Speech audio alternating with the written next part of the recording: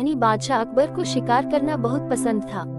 एक बार की बात है, बादशाह अकबर अपने सैनिकों के साथ शिकार पर निकले। शिकार करते करते वो इतने आगे चले गए कि वो अपने दल से छूट गए। उनके साथ बस कुछ ही सैनिक रह गए थे। अब शाम होने को थी और सूरज ढलने वाला था।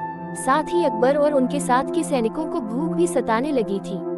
काफी दूर निकल आने पर बादशाह अकबर को यह एहसास हुआ कि वो रास्ता भटक गए हैं।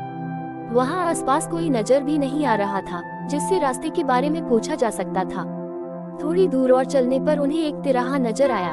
बादशाह को यह देखकर थोड़ी खुशी हुई कि चलो इनमें से कोई न कोई रास्ता राजधानी तक तो जाता ही होगा। लेकिन सभी इसी उलझन में थे कि किस रास्ते पर चला जाए।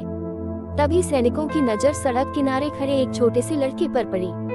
वो लड़का बड़ी हैरानी से महाराज के घोड़े और सैनिकों के हथियारों को देख रहा था। सैनिकों ने उस बालक को पकड़कर महाराज के सामने पेश किया।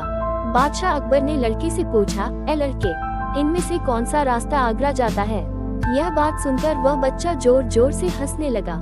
यह देखकर राजा को बहुत गुस्सा आया, लेकिन उन्होंने शांत भाव से उससे उसकी हंसी का कारण पूछा। लड़के ने जवाब दिया, यह रास्ता चल नहीं सकता है, तो यह आगरा कैसे जाएगा?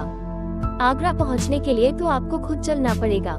महाराज उस लड़के की सूझबूझ को देखकर चकित रह गए। उन्होंने प्रसन्न होकर उस बच्चे का नाम पूछा। लड़के ने जवाब में अपना नाम महेश दास बताया। महाराज ने उसे इनाम में सोने की अंगूठी दी और दरबार में आने का न्योता दिया। इसके बाद बादशाह अकबर ने लड़के से पूछा, क्या तुम मुझे बता सकते हो कि किस रास्ते पर चलने से मैं आगरा पहुंच पाऊंगा? लड़के ने बड़ी ही शालीनता से सही रास्ता बताया और महाराज अपने सैनिकों के साथ आगरा की ओर चल पड़े।